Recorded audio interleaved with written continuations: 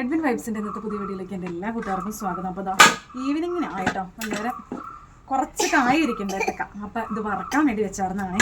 അപ്പോൾ വറക്കെന്ന് പറഞ്ഞ് പൊന്നൂസ് തുടങ്ങിയിട്ടുണ്ട്. അപ്പോൾ ഈ കായ ഒന്ന് വറുത്തെടുക്കാൻ നോക്കുക. നമ്മുടെ ഏത്തക്കായ കേട്ടോ. അപ്പോൾ ഇതൊന്ന് പൊളിച്ചെടുത്തിട്ട് ഒന്ന് വറുത്ത് കൊടുക്കട്ടെ അല്ലേ പൊന്നൂസേ? ഈ പ്രാവശ്യം ചിപ്സ് ഉണ്ടാക്കി കൊടുത്തിട്ടൊന്നുമില്ല. അയ്യേ പച്ചക്ക് കടിക്കുവാണോ? ഇത്തിരി സന്ധ്യ ആയിട്ടുണ്ട്. സന്ധ്യ ആവാൻ തുടങ്ങണം, എന്നാലും കുഴപ്പമില്ല. മക്കടി ആഗ്രഹമല്ലേ. ഞാൻ ഈ തൊലി കളയണില്ല കേട്ടോ. ഇത് നമുക്ക് തോരനുണ്ടാക്കാൻ ബെസ്റ്റാ, അടിപൊളി കേട്ടോ. അപ്പം അതും കളയണില്ല. പിന്നെ ഇതാണ്ടോ കറ ഡ്രസ്സിലേക്ക് ചാടുന്നുണ്ട്. കപ്പി ഒന്ന് പൊളിച്ചെടുക്കട്ടെ അല്ലേ.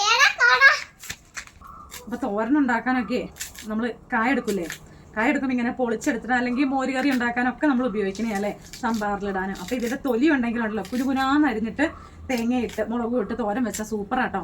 ഇങ്ങനെ ഇതൊന്നും കളയരുത്. ഇതൊക്കെ നമ്മുടെ വിഷമില്ലാത്ത സാധനങ്ങളല്ലേ.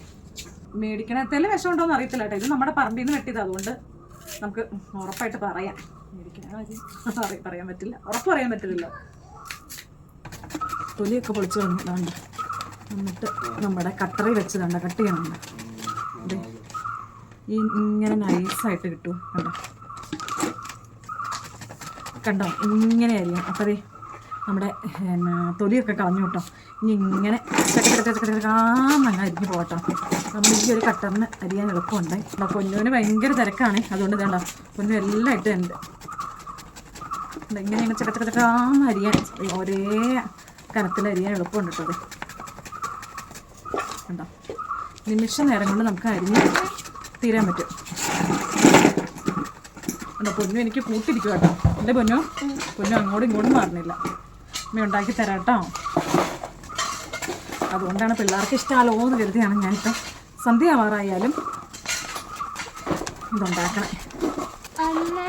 എന്നാണ് പച്ചമഞ്ഞളാട്ടോ. പച്ചമഞ്ഞൾ ചതച്ചിട്ടാണ് ഇട്ട് കൊടുക്കാൻ. അപ്പോൾ ഇതങ്ങ് എണ്ണ തിളയ്ക്കുമ്പോഴുണ്ടല്ലോ ഇതിൻ്റെ കളർ അങ്ങ് പിടിച്ചോളും എണ്ണയിലേക്ക്. അപ്പം നമ്മുടെ വാഴയ്ക്കൊക്കെ നല്ല കളറുണ്ടാവും കേട്ടോ. എണ്ണയൊക്കെ നന്നായിട്ട് തിളച്ചു ഇതിട്ട് കൊടുക്കും കേട്ടോ. ഇതിങ്ങനെ ഇട്ട് കൊടുക്കുമ്പോൾ തീ ഒത്തിരി ആയാലുണ്ടല്ലോ എണ്ണ ഇങ്ങനെ പൊന്തി വരുമ്പോൾ അത് തീ പിടിക്കാൻ ചാൻസ് ഉണ്ട് കേട്ടോ. അപ്പോൾ അതൊക്കെ സൂക്ഷിക്കണം. അപ്പോൾ ഇത് ഗ്യാസ് അടുപ്പിൽ വെച്ച് ചെയ്താലുണ്ടല്ലോ അത്രയ്ക്ക് ടേസ്റ്റ് വരില്ല. കാരണം ഉരുളി ആയതുകൊണ്ട് എല്ലാ സൈഡിലും തീ ഒരുപോലെ വരില്ല.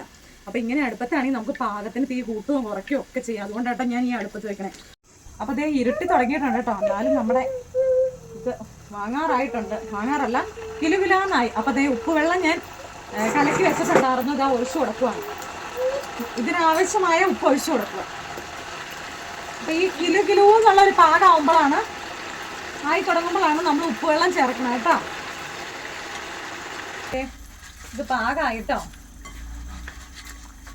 ഇവിടെ നല്ല ചൂടുള്ളതുകൊണ്ടേ പെട്ടെന്നാവും. സ്റ്റൗവിലാവുമ്പോൾ ഗ്യാസ് സ്റ്റൗവിലാവുമ്പോൾ അത്ര അങ്ങ് എളുപ്പമാവില്ല. അതാ കോരി എടുക്കുവാണ്. ചൂടാ പൊന്നോ.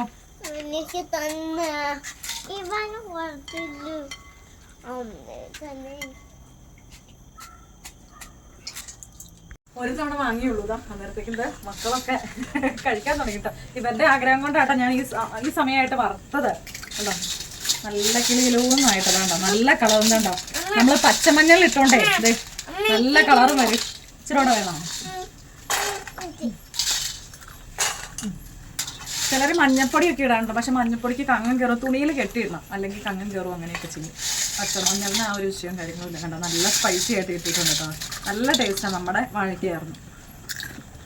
സൂപ്പർ അല്ലേ? അടിപൊളിയല്ലേ? പാകത്തിനൊപ്പം ഇതെല്ലാം ഉണ്ട്.